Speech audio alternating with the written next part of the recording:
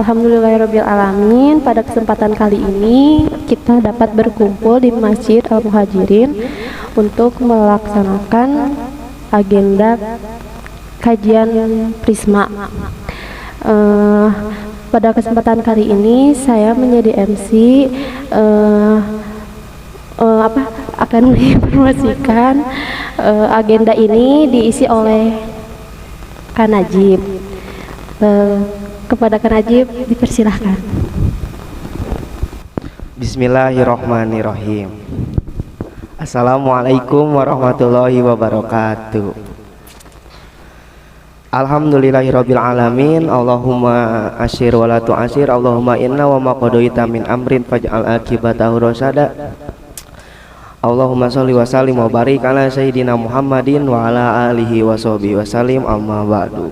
Yang pertama-tama saya ucapkan terima kasih kepada Bapak DKM telah mengamanatkan tugas beliau kepada saya. Yang kedua, berterima kasih kepada Teteh MC yang memberikan saya waktu di sini. Yang pertama-tama mari kita panjatkan puji dan puja kehadirat Ilahi Robi yang mana atas karunia dan kemurahannya kita dapat berkumpul di tempat yang sangat mulia ini. Yang kedua, mari kita panjatkan puji dan mari kita panjatkan sholawat kepada Habibana wa Nabiyana Muhammad Sallallahu Alaihi Wasallam. Mungkin pada malam hari ini yang dimana agenda Prisma ya, mungkin kakak di sini bakal sedikit menjelaskan tentang akhlak Rasulullah.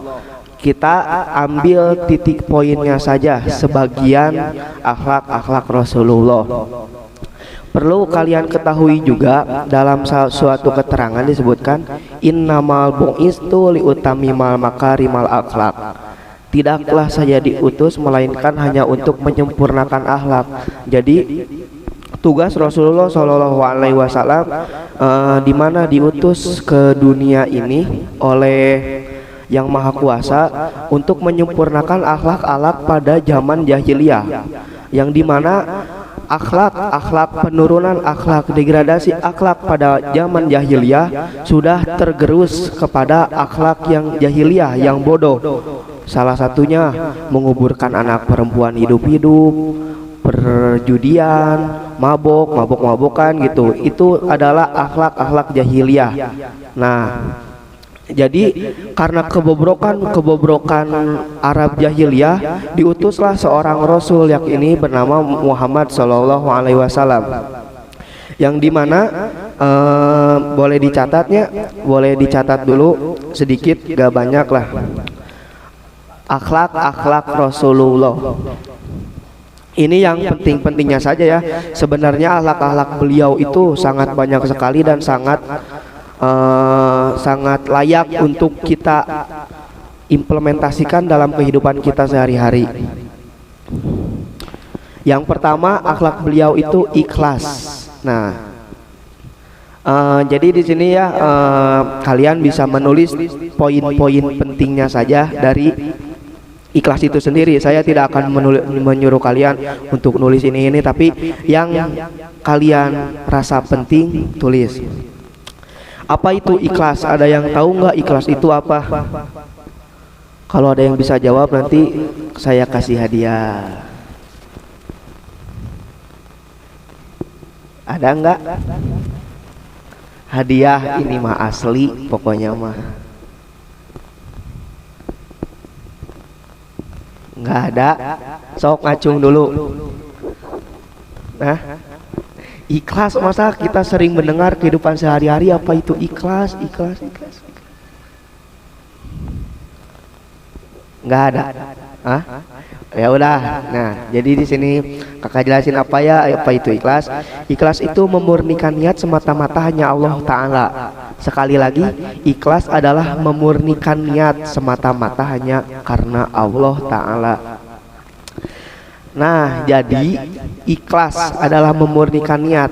Jadi tatkala kita sedang berbuat baik, berbuat hasanah, berbuat kebaikan, alangkah baiknya niat kita itu dibarengi dengan yang namanya ikhlas. Kenapa begitu? Cenahnya ada yang kenapa ikhlas? Karena ikhlas itu sangat penting. Diterima atau tidaknya amalan-amalan kita itu bergantung kepada keikhlasan kita dalam menjalankan amal tersebut. Sekarang contohnya ya, kita ngaji di sini, mencari ilmu di tempat ini. Niat kita karena apa? Kalau niat kita hanya karena untuk mengobrol, foto-foto, itu bukan termasuk niat ikhlas karena Allah Ta'ala. Jadi kebaikan yang seharusnya kita dapatkan 100% pahalanya bisa terpotong hanya karena kecacatan niat, yaitu misalnya kita mencampuri kegiatan baik dengan niat yang kurang baik.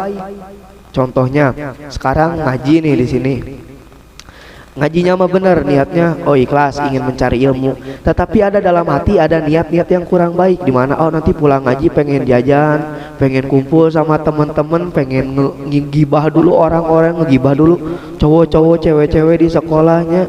Nah itu adalah kecacatan yang perlu kita hindari ya. Nah di situ titik poin ikhlas itu adalah menghindarkan segala niat-niat yang tidak baik. Biasanya kan emang ikhlas itu berkaitan dengan niat ya, sangat 11-12 lah gitu, sangat berkaitan erat dengan niat. Karena itu tadi itu ya, kita harus bisa mengimplementasikan nilai-nilai kebaikan kita hanya karena Allah Ta'ala. Titik poinnya di situ gitu.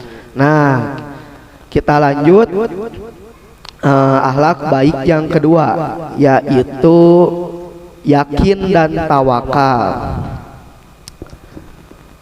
Yakin dan tawakal, dua kata yang sama-sama berkaitan.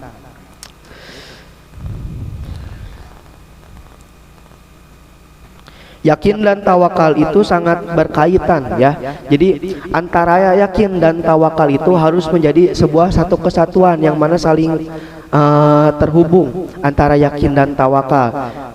Contohnya gini, kita yakin terhadap adanya Allah dan kita juga tawakal kepada Allah. Artinya bahasa kerennya itu yakin dan tawakal sihnya, pokoknya mah yakin dan tawakal itu ketika gini, kita yakin dengan adanya Allah maka kita harus tawakal kepadanya Allah, maka kita harus pasrah akan ketetapan yang sudah beliau tetapkan kepada kita. Kita boleh berusaha, kita boleh berambisi, tetapi tetap yang akan terjadi itu adalah qada dan qadar Allah.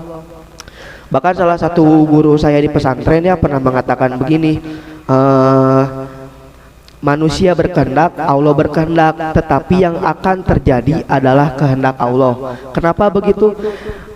Kita hidup di dunia ini sudah ada yang mengatur, jodoh, rezeki, maut, itu sudah ada yang mengatur semuanya, yaitu zat yang maha mengatur, Allah Subhanahu wa Ta'ala. Makanya kita harus yakin, kita harus tawakal. Apa saja perbuatan yang kita lakukan, perbuatan apa saja yang harus kita lakukan, itu pada hakikatnya, pada dasarnya karena Allah Ta'ala, khairihi wa syarihi, kebaikan dan keburukan. Tapi kalau kita menyebutkan dalam sehari-hari, khairihi itu datangnya dari Allah dan keburukan itu biasanya datangnya dari diri kita.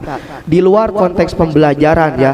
Kalau dalam konteks pembelajaran, pada dasarnya kebaikan dan kemaksiatan itu datangnya dari Allah Ta'ala. Tetapi kita dapat menghindari maksiat-maksiat itu. Karena begini ya, suatu hari pada zaman sahabat, Abu Bakar dan para sahabat yang lainnya pernah bepergian ke suatu daerah. Nah di situ mereka melewati suatu kota yang terkena taun, yang terkena wabah. Nah Abu Bakar sebagai ketua pemimpin perjalanan itu sendiri akhirnya memutuskan untuk tidak melewati kota tersebut karena ada wabah, takutnya tertular. Jadi Abu Bakar memutar perjalanannya. Lalu satu sahabat memprotes perbuatan Abu Bakar. Ya Abu Bakar, berarti kita telah keluar dari ketetapan Allah. Kan kita ketetapan Allahnya jalan kota ini. Abu Bakar menjawab, kita tidak keluar dari ketetapan Allah, tetapi kita berpindah dari satu takdir ke takdir yang lain. Jadi Allah itu sudah memberikan beberapa takdir untuk kita, tinggal kitanya saja yang memilih antara jalan kebaikan atau kebenaran. Seperti tadi, sebenarnya Abu Bakar jika melewati jalan itu, jika melewati kota itu merupakan takdir Allah Ta'ala. Dan juga Abu Bakar ketika tidak melewati kota itu termasuk takdir juga. Jadi itu yakin dan tawakal ya. Nah, itu yakin dan tawakal. Selanjutnya yang ketiga itu ada amanah. Ada yang bisa jawab amanah apa? Pakai bahasa sehari-hari juga nggak apa-apa. Amanah.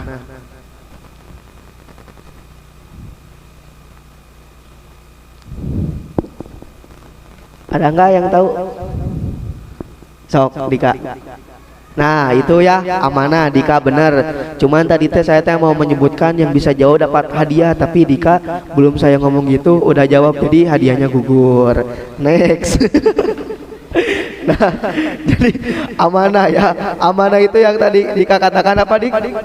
Dapat dipercaya. Contohnya seperti apa Dik?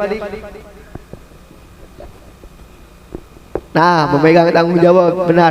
Jadi amanah itu suatu sikap Rasul yang patut kita teladani, di mana disebutkan amanah itu tadi kata Dika itu dapat dipercaya, benar sekali ya. Jadi ketika kita dititipi amanah nih, simpel namanya, simpel nama biar mudah dimengerti.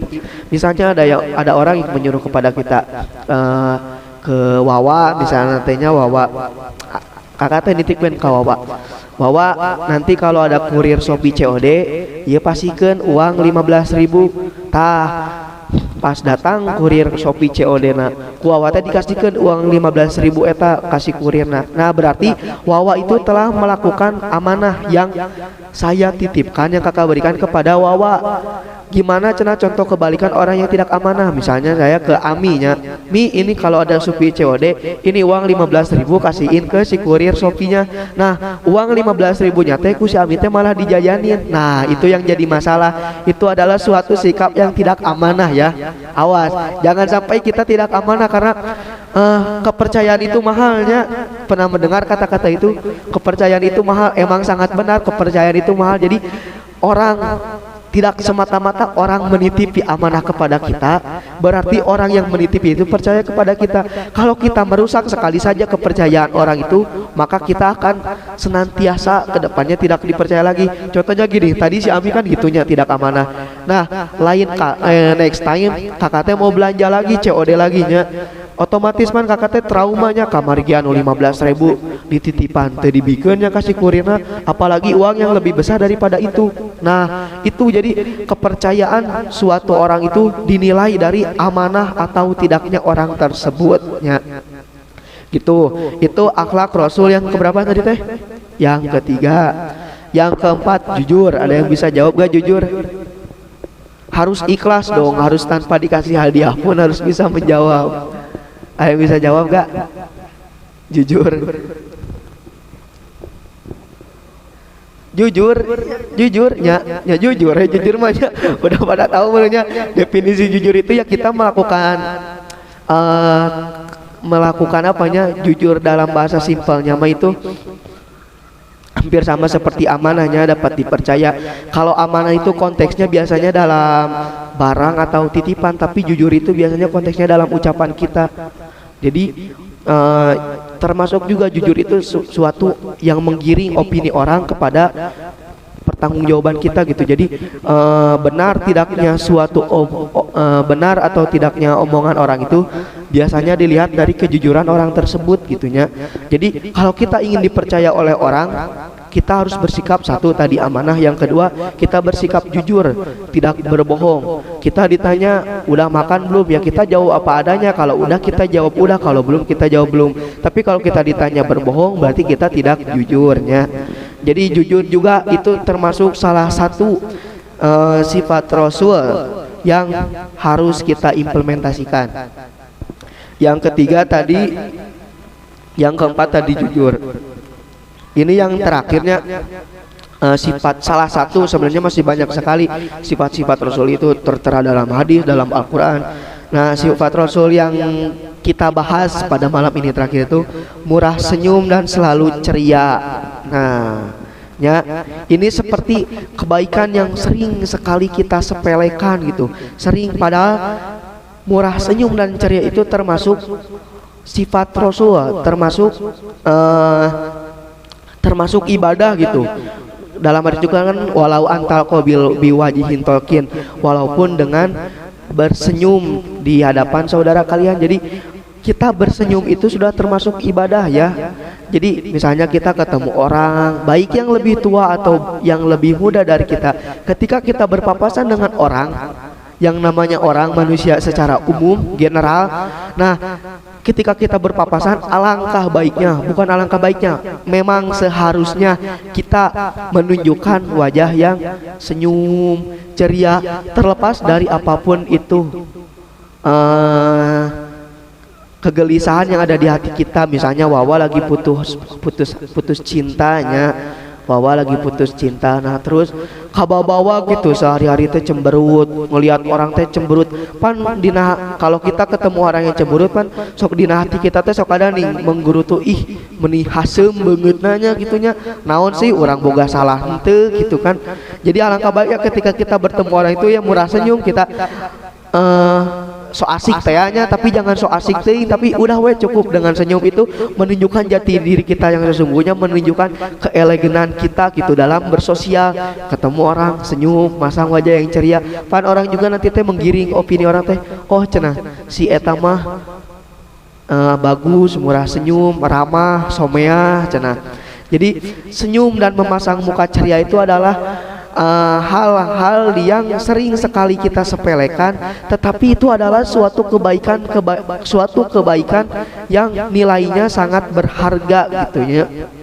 Nah, mungkin 5 sifat itu dulu yang bisa kakak jelasin di sini.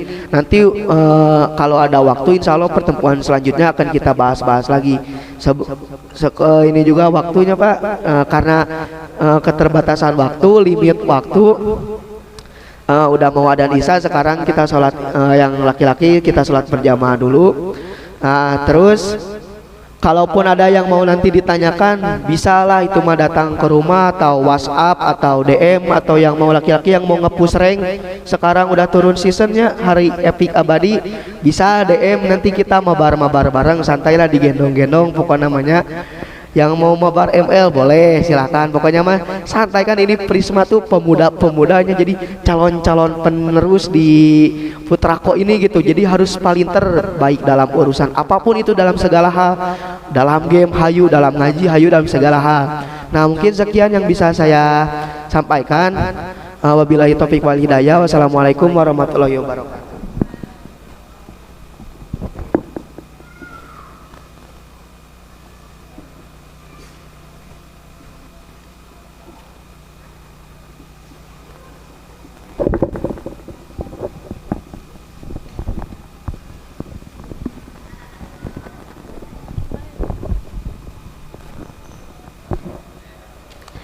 Terima kasih kepada Kak Najib.